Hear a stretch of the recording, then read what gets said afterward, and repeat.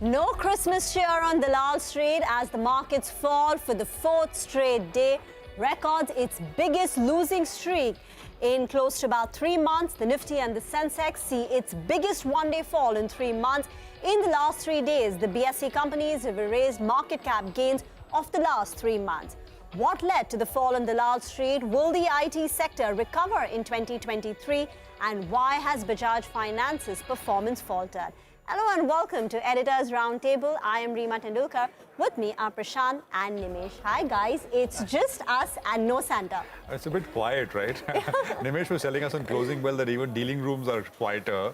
And participation here on this Editors Roundtable is also a bit thin. As I say, it's just us and no Santa. It's more like Grinch. The whole Santa rally has just been punctured. I mean, no rally, right? No rally at all. The market is... Forget rally. It's a brutal sell-off, you know. And this 1 week has just cleaned out most of the traders, most of those, you know, the so-called new savvy investors.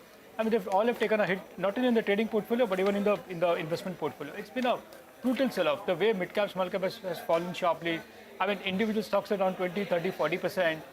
It's cleaned out. And a lot of the fraud, I believe, with this fall in this week, a lot of the fraud is out of the system. And so that too in the last 2 days, right? Thursday and Friday. Yeah. The pace just picked up. The ferocity of the sell-off, and no one saw it coming, right? For a while, nothing was happening. I mean, the market would sell off and then it would get bought back. Every dip was getting bought. You know, that was a very... Exactly. Actually, the bigger question is, you know, is that texture changing, right? Because one gets so habituated with the feeling that only thing to do is just buy the dip, wait for the dip and buy the dip and you'll be okay. But I think on Thursday and Friday, it has not worked. So, and you know, the other way to look at it is, Prashant, the whole of this year, we've been talking about retail inflows, that's supporting the Indian markets. That's the reason for India's outperformance.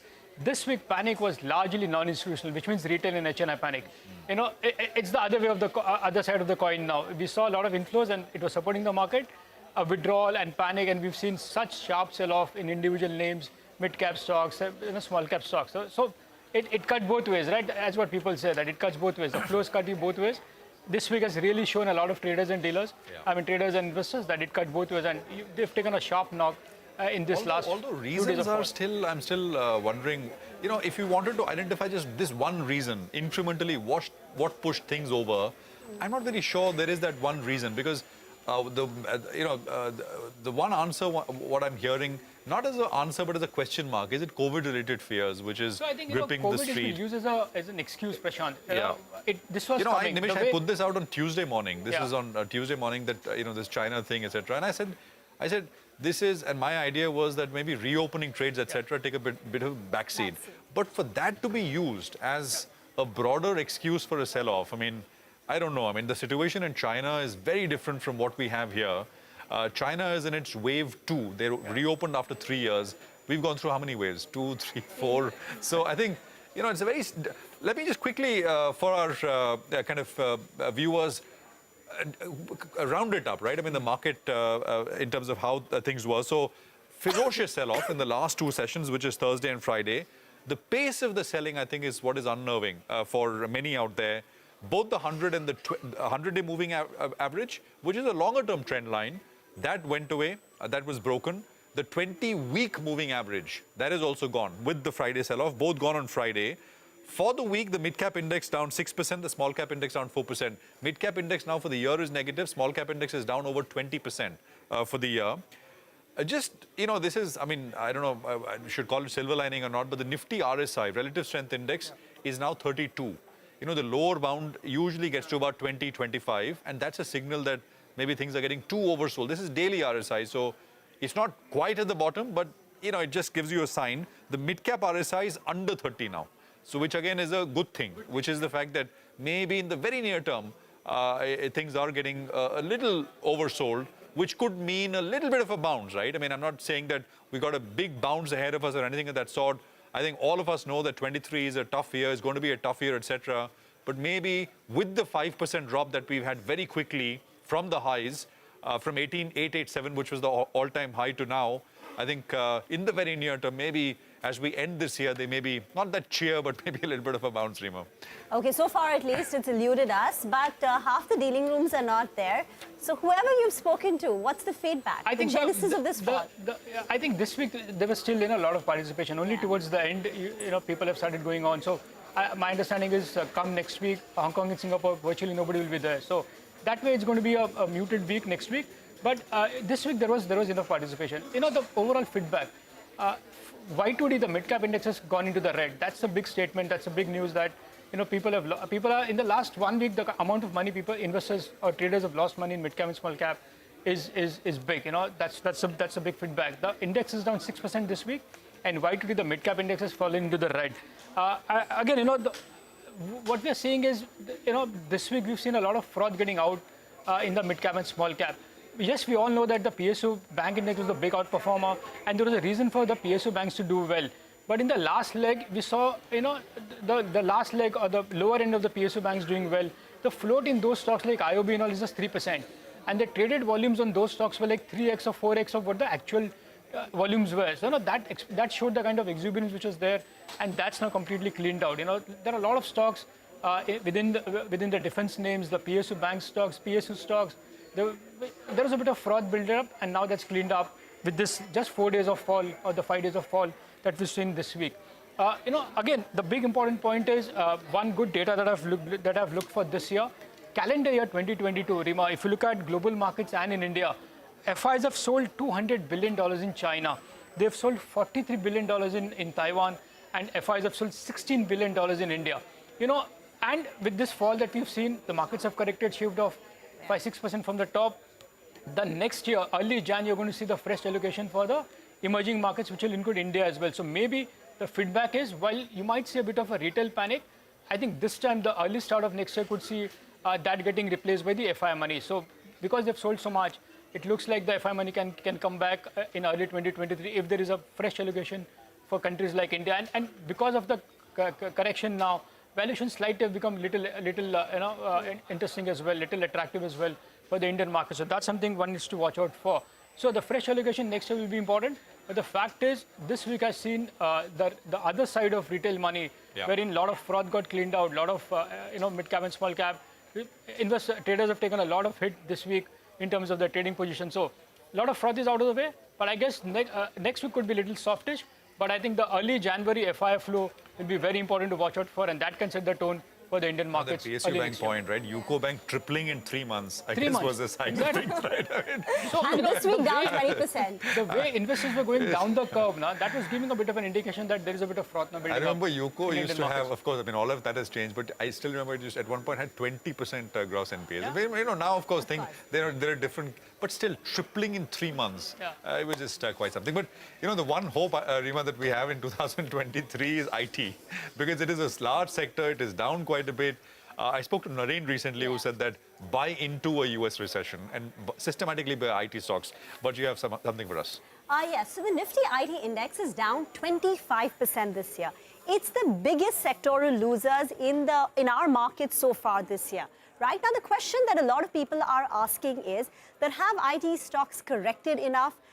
Should one buy into the downturn? The downturn may last for the next 6 months, 3 months, 9 months, who knows, right? But is it now presenting an attractive opportunity, or do you think IT stocks can fall some more? So first, here are the numbers. This year, Nifty IT index is down 26%. But bear in mind that it comes on the back of 2 very solid years. In 2020 and in 2021, the Nifty IT index gave you a return of more than 50%. Now, I'm going to present 4 cases why IT stocks could weaken from here on, and 4 reasons why perhaps you should buy into the downturn, and then you can decide on which side of the fence you want to be on. So this is the bull and bear case on the IT. So first, number 1, we are talking about the bear case, right? CY23 budgets. CY23 budgets could get cut. CY23 budgets which get fixed in January could get delayed. There is also a risk that this time the tech budgets may be short term. The companies will decide their tech spend only for 3 months, 6 months, not for the full year. And there's also a risk, right, that if a company decides that I'm going to spend 5% on my technology budget in calendar year 2023, but my company's performance deteriorates as the year progresses, so my actual spend will be a lot lower than what I had initially planned for. So there is that divergence. Point number 2, the big elephant in the room is the US economy, right? There is a very strong correlation between the nifty IT companies' growth and the US GDP growth. So if the US economy gets into a severe recession, a severe downturn, and then we could see EPS cuts. This is the Credit Suisse analysis. They're saying consensus expectation right now for FY24 is that the US real GDP growth is 0.6%. In that case, the nifty IT companies will see a growth of 7.5%. But look at the bear case. If things go south and the US GDP growth gets into a deep recession, then the top line is going to get shaved off, and that will result in EPS cuts. Point number 3, premium valuations. Despite the derating that we've seen, Indian IT companies are still trading at a premium to the kind of premium they command over the rest of the markets and the pre-COVID average. And point number 4, mid-cap IT could be vulnerable. And this is on account of 2 possible reasons. One, they have a greater concentration of dependence on their large clients. So if one of those large clients gets into pressure, then their revenues are disproportionately impacted vis-a-vis large cap IT companies whose revenue base is far more diversified. And 2, it's vendor consolidation. So this is the bear argument, right? But on the bull side, right, the bottom may not be formed just yet, but in the next 3 months, 6 months, things could get worse and one should buy into. So we are in the final stages of a downturn. Now, IT companies have been consistent wealth creators. This is the CAGR returns over 3 years, 5 years, and 10 years. And you would see, on an average, these companies have given you returns of 20%. Now, TCS, Infi, these are very large companies. The TCS top line is $25 billion. These companies cannot be replicated in a year. These are companies which have proven themselves in the digital transformation wave that is currently ongoing.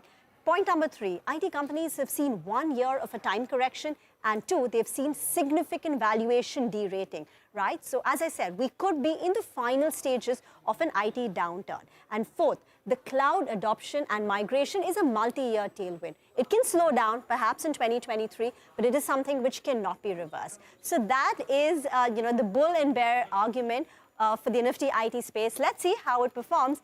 But back to you guys. Rima, thanks very much for that. Very interesting.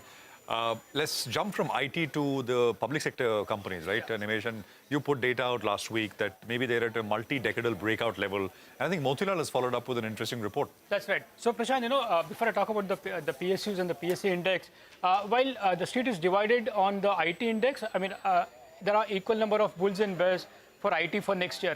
That's what even Rima put out. But I think the one sector which is a consensus buy for many is the PSU index. I spoke about the breakout levels in the PSU index last week. Very interesting report from Motilal this week on the PSUs per se, and they are saying that the PSUs are scripting a comeback. Look at the number. The profit has tripled over FY20 to FY22 versus a flattish for the good 8 years between FY12 to FY20. In fact, this profit pool is largely led by the PSU banks. For the listed PSU universe, the profit CAGR for the last 5 years between FY17 to FY22 was 22.5% versus the private sector CAGR of just 14.5%. So the PSU companies have actually outperformed the private sector companies in the last 5 years, as per the Motilal report. In fact, Motilal also expects 8% earnings CAGR for the PSU basket, not only PSU banks, but for the overall PSU basket between FY22 and FY24. In fact, that's the numbers which Motilal is talking about. If you remember, Prashant, this week, Chris Wood had put out, he's made some changes to the India portfolio, and he's added REC with a 4% weight. What was more striking was the fact that he's cut weights on blue chip names like HDFC Bank, ICICI Pru Life, ICICI Lombard, and has added REC. So PSU seems to be back in favor. There are technical reasons which we explained last week, and now there are fundamental reasons as well, explaining why the PSUs can make a very strong comeback purely from a fundamental point of view and from an earning point of view as well. All right, Nimesh, thanks for that. So we've spoken about IT and PSUs as sectors. I want to talk about one particular stock, and this is Bajaj Finance. And I'll tell you why. This is interesting, right? I mean, Bajaj Finance is, if there is one name which is the absolute sort of top tier NBFCs, it is Bajaj Finance. Now, look at this headline, right? If things end like this, let's just go back to the first plate, please. If things end like this for Bajaj Finance, which is where the price is today, it will be the lowest return year, 2022, in the last 10 years. Bajaj Finance as of today's close is down about 8% for the year. Now, this is surprising, and this graphic will tell you why. The last time Bajaj Finance was down was in 2011. It was down 12%, and you can look at what has happened since. Just incredible run the stock has had, and this year, in 22, with a week to go, things can change, but I mean, I don't know how much, we're down 8% or so. So after 10 years, it's negative performance for Bajaj Finance. Now, this is what the stock has done, right? The lowest positive return for Bajaj Finance in that period has been 2013, which was 21%. The lowest return was 21%. Negative return years, of course, this year and 2011, as I said. And even with these two negative years, the CAGR since 2009 is 50%. I mean, this would rank in the top percentile. I think this would be number one or number two in terms of, you know, if you just look at the Nifty 50 stocks from the 2009 Nifty index and look at the constituents, this would be right up there. Now, these are valuations and how valuations for Bajaj Finance have moved. And, you know, you can see this step up, right? Every, 5 years, 6 years, the valuation moves up substantially and then it stays there. So in 2012, it was 1.8 times forward. This is all Bloomberg data. 2015, it moved up to 4 times. 1 year forward price to book. 2018, almost 7 times. It moved up to almost 8.5 times. This is, you know, in 2021. And right now, it's come off a little bit back to the 2017-18 kind of levels at about 6.48. But this is standalone valuation. We'll have to put this into perspective.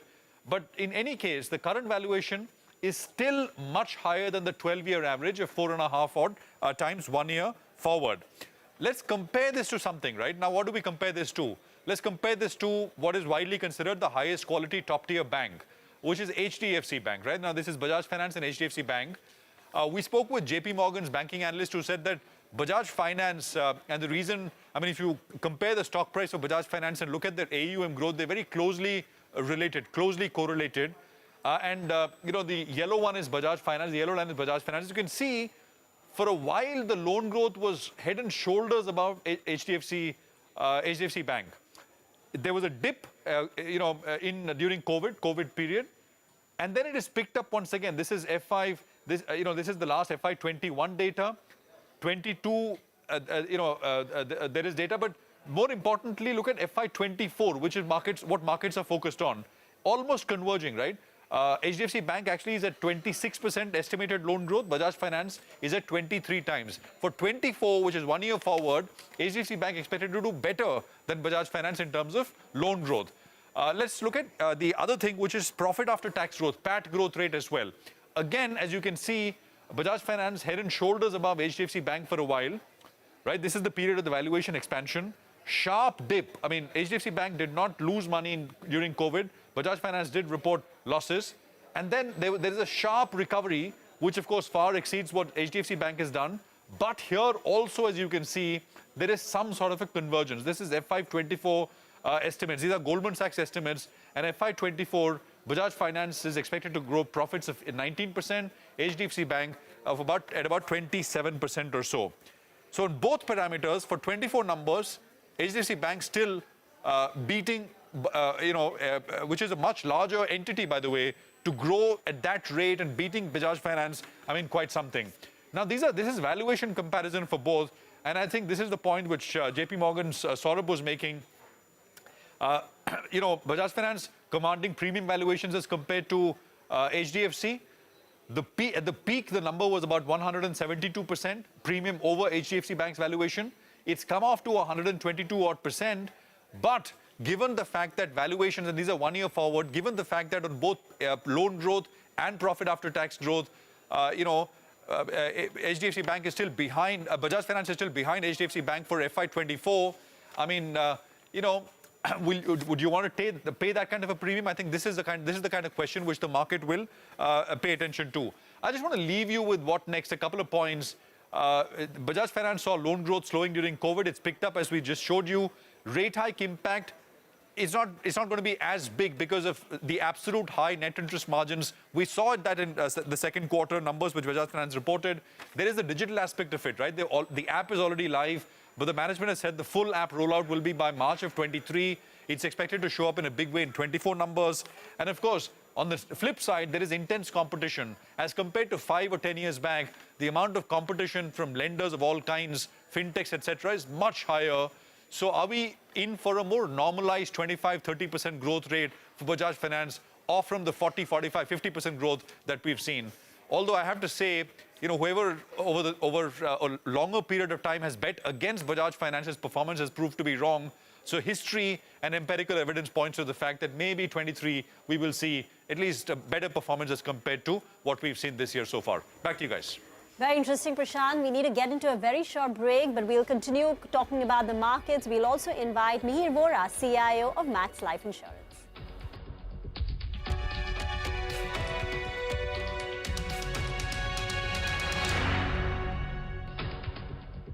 Welcome back. You're watching Editors Roundtable. As promised, we've got Mihir Vora with us, CIO of Max Life Insurance. Mihir, great to see you.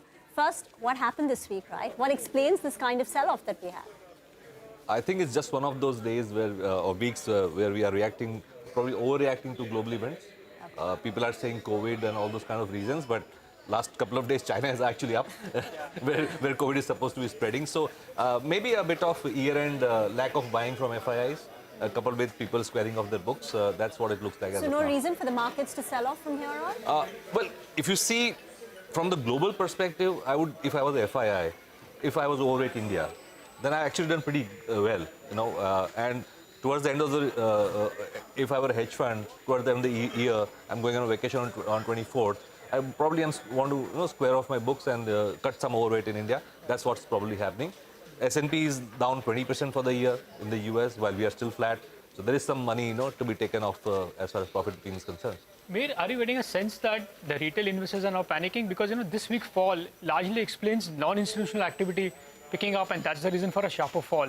I know, the SIP money is very sticky, the EPFO money is quite sticky, but the direct investment money which retail investors are putting in, are you getting a sense that that's now getting questioned and that's now getting withdrawn as well? Maybe a bit of that, because if you see the sharpest fall has not even been in the mid-cap index. Yeah. It's been in the small-cap index.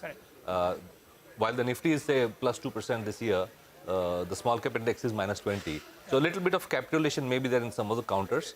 Also, it's kind of natural that in a rising interest rate scenario, the smaller companies tend to get hit more.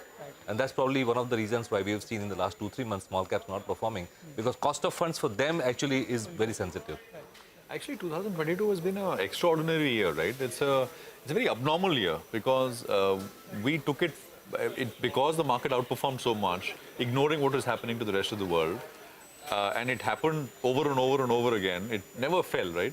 It fell one and then there was a sharp recovery. Even more versus the other markets. Correct. Absolutely. So we took it to be normal. I mean, this is the way the market is always going to be. Maybe that kind of changes a little bit as we head into the next year, 23.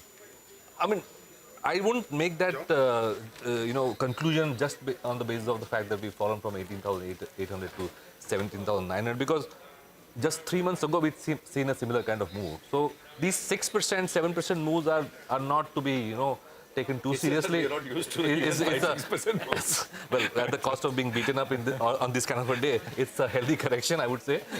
But you never know, yeah. IT bull or bear?